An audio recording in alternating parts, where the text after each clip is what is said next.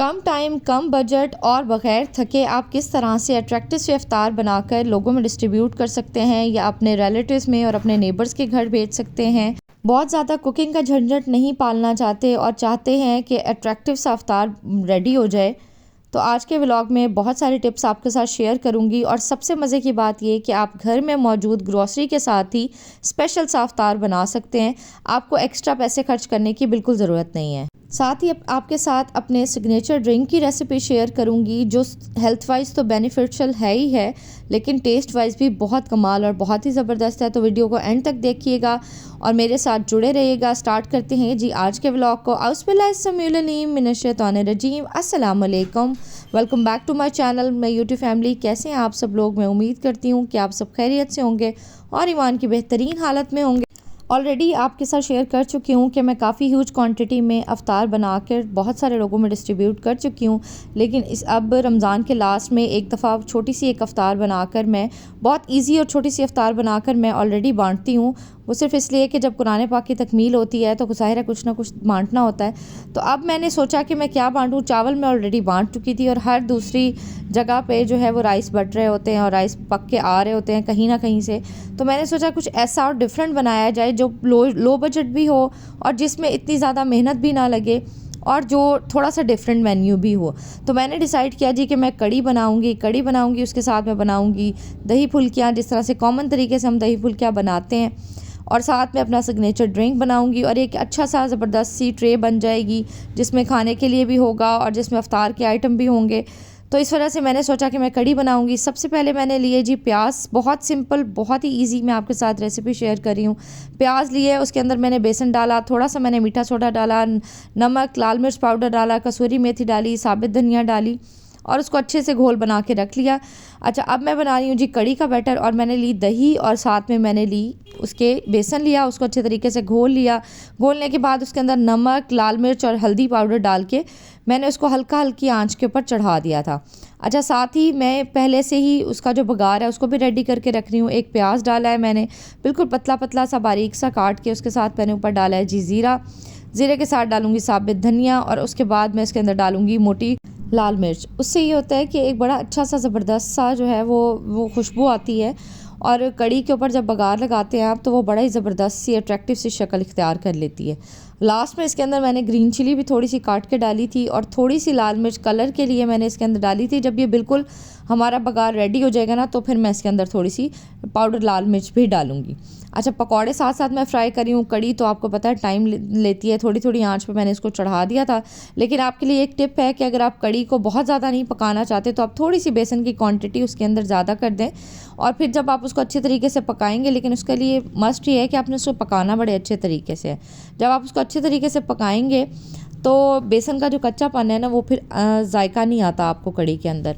साथ साथ मैं फुल्कियों का दही भी रेडी करी हूँ। उसमें मैंने चटनी के क्यूब्स डाले और इसको मैं मिक्स कर लूँगी। थोड़ी सी मैंने ह्यूज क्वांटिटी में बना ली थी क्योंकि मैंने काफ़ी जगह भेजनी थी।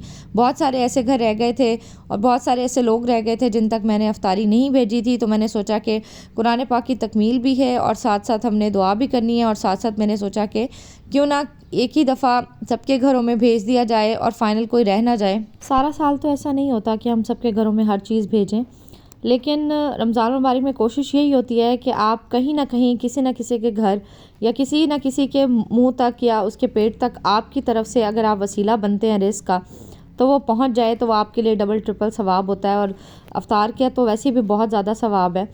तो अब मैंने फुल्कियों को पहले से सोख करके रखा हुआ था पानी में, आलू को काट के बॉईल कर लिया था और अब मैं इसको प्यालियों में डालती जाऊँगी और साथ साथ जो मैंने दही बना के रखा हुआ था वो इसके ऊपर डालूंगी। और इसके साथ मेरे पास एक ना स्नैक्स के पैकेट पड़े हुए थे। ये कॉमनली आपको जो जैसे स्नैक्स वाली कोई शॉप है या बेकरी वहाँ से मैंने लिए थे, तो मैंने इनको निकाल के रख लिया था। ये ना पापड़ी टाइप की फॉर्म में थे, तो ये बड़े ज़बरदस्त और बड़े मज़ेदार और क्रंची से फ्लेवर दे रहे थे। अच्छा, साथ मैंने चाट मसाला ऐड किया है। उसके ऊपर डालूंगी मैं इमली की चटनी और ये इमली की चटनी तो मेरे इतने काम आ रही है ना। फ्रूट चाट बनाती हूँ उसमें ऐड कर देती हूँ, दही बड़े बनाती हूँ उसमें ऐड करती हूँ और उसके अलावा ये जो दही फुल्कियाँ बना रही हूँ इसमें ऐड करती हूँ। बाज़ दफ़ा मैं पकौड़े वगैरह बनाती हूँ उसके साथ सर्व कर देती हूँ। इतना इसने मेरा ज़बरदस्त बनाया ना अफ्तार टाइम को इस इमली की चटनी ने, और हर चीज़ के अंदर इसका फ्लेवर डिफरेंट ही आता है। और बड़ा ज़बरदस्त सा कॉम्प्लीमेंट सी करती है ये किसी भी चीज़ को। अच्छा ये देखें मैंने कितना मज़े सा खूबसूरत सा सजा दिया है उसको। अगर आप चीज़ों को प्रेजेंट अच्छा करते हैं ना तो यूँ समझें कि आपकी मेहनत वसूल हो गई है। चीज़ों को प्रेजेंट अच्छा ना किया हो, आपने अगर 4 से 5 घंटे भी लगाए हैं ना, तो अगर आपने उनको प्रेजेंट अच्छा नहीं किया तो आप यकीन करें कि आपकी रेटिंग कम हो जाती है। खैर मैं बाउल्स डिवाइड करके बना रही हूँ, जैसे जैसे मैंने देने हैं वैसे वैसे साथ साथ मैं बना रही हूँ। और इसके ऊपर भी मैं ऐसे ही सब कुछ, सबके ऊपर मैं दही डालूँगी, दही के बाद उसके अंदर मैं चाट मसाला ऐड करूँगी और चाट मसाले के बाद मैं डालूँगी इसके अंदर इमली की चटनी। और रमज़ान में तो सभी बनाते हैं, लेकिन आप अगर इसको रेगुलर रूटीन में भी बना के रखते हैं ना, मैं तो आपसे यही कहूँगी कि इस इमली की चटनी को बना के अपने फ्रिज में रखा करें। जब भी आपने कभी कोई मेहमान आने हैं या कोई टी पार्टी है या कुछ, तो आपके पास अगर चीज़ें बनी हुई पड़ी हों और ये स्पेशली इमली की चटनी बनी हुई पड़ी हो, तो उसका तो मैं कहती हूँ कि मज़ा ही दो बाला हो जाता है। और ये देखें मैंने इसके ऊपर स्नैक्स डाल दिया। अच्छा ये डिफरेंट शेप्स के स्नैक्स थे। कोशिश करूँगी कि मैं आपके साथ कोई इसका पैकेट वगैरह कुछ शेयर कर लूँ। बड़े ही इकनॉमिकल थे, को मैं ख़ास में 40-50 या 20 रुपीज़ का एक पैक था।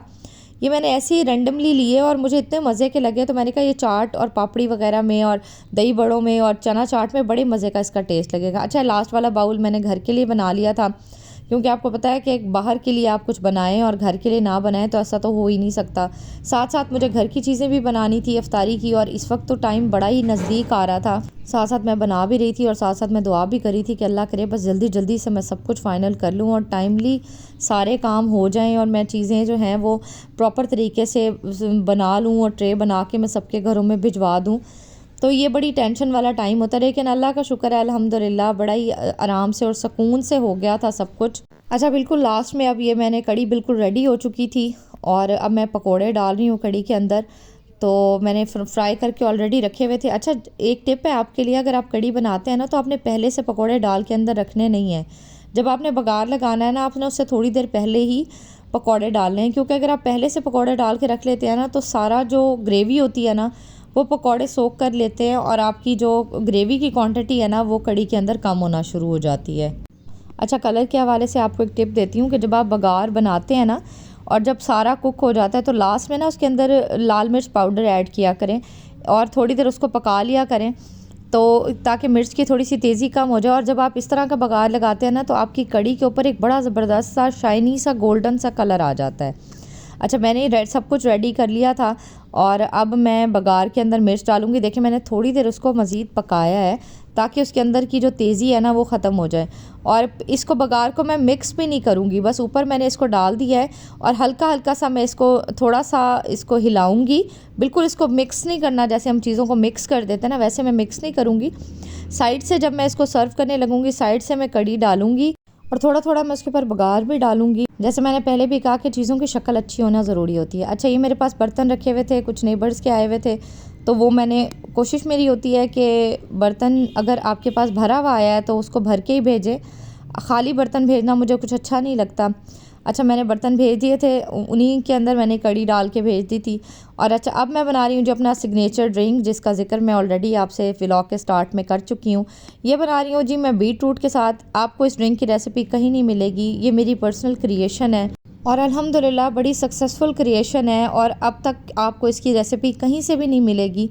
इसके बेनिफिट्स वैसे तो हैं ही हैं, लेकिन जो इसका टेस्ट है ना आपको वो यकीन करें कि आप जितना भी पी जाएं, आप 2 गिलास पी जाएं, 3 गिलास पी जाएं, आपकी तलब पूरी नहीं होती। मैं ज़्यादा क्वांटिटी में बना रही हूँ तो मैंने बीट रूट लिए हैं 2 बड़े साइज़ के और उसको कट कर लिया है पील करने के बाद क्यूब्स में, और मैंने पानी डाला है सिंपल और इसको ग्राइंड कर लिया है। जब ये अच्छे तरीके से ग्राइंड हो जाएगा तो मैं इसको स्टेन कर लूँगी। आप सिर्फ इसका कलर देखें और सोचें कि अगर ये इतना blood red colour, hot red, या मैं इसको मैरूनिश कलर कहूँगी या प्लम कलर कहूँ तो वो भी गलत नहीं होगा, कि अगर ये आपके ब्लड के अंदर शामिल हो जाता है तो आपकी बॉडी को कितने बेनिफिट्स मिलेंगे। एक तो ये कि ये आपका लीवर डिटॉक्स करता है, दूसरा ये कि आपकी स्किन को ग्लो देता है, थर्ड ये कि अगर आपके बच्चों में किसी को आयरन डेफिशिएंसी है तो ये एक तो इसके अंदर मैंने ऐड किए हैं जो टैंक के 2 साशे ऐड किए हैं उसकी वजह से थोड़ा सा आर्टिफिशियल फ्लेवर आ जाता है, तो बच्चों को जूस जिस तरह बाज़ार का जूस लगता है इसी तरह ये जूस भी लगता है और बच्चे इसको पी लेते हैं। अच्छा, उसके बाद मैंने इसके अंदर डाला है जी काला नमक, चीनी, और अब मैं उसको अलग से सेकंड स्टेप में उसको ग्राइंड कर लूँगी और फिर मैं इसको पहले वाले जो मैंने स्टेन किया हुआ था बीटरूट उसके अंदर मैंने इसको ऐड कर दिया है। लास्ट में इसके अंदर मैं डालूँगी जी लेमन के क्यूब्स और साथ में थोड़ा सा फ्रेश लेमन, क्योंकि फ्रेश लेमन के जो चंक्स आते हैं मुंह के अंदर उसका जो पल्प आता है उसका अलग मज़ेदार टेस्ट होता है और इतना रिफ़्रेशिंग, इतना ज़बरदस्त है। मस्ट ट्राई ड्रिंक है, आपने इसको ज़रूर ज़रूर ज़रूर ट्राई करना है और अब मुझे अपना फ़ीडबैक आपने कमेंट बॉक्स में ज़रूर बताना है। आप इसके टेस्ट को इमेजिन भी नहीं कर सकते कितना यमी और कितना टेस्टी होता है। स्पेशली आपके बच्चों के लिए कितना हेल्दी है, ये कितना टेस्टी है, आपको इसका अंदाज़ा तब होगा जब आप अपने बच्चों को देना शुरू करेंगे। एक तो आपके बच्चों की जो है वो भूख ज़्यादा लगना शुरू हो जाती है इसके साथ बच्चों को, और दूसरा ये कि बच्चे इसको पीते भी बड़े शौक़ से हैं। थोड़ा सा यूरिन का कलर चेंज होता है इसको कंज्यूम करने के बाद, तो उसके लिए आपने परेशान नहीं होना और आपने इसको ट्राई करना है और मुझे अपने फ़ीडबैक से ज़रूर आगाह करना है।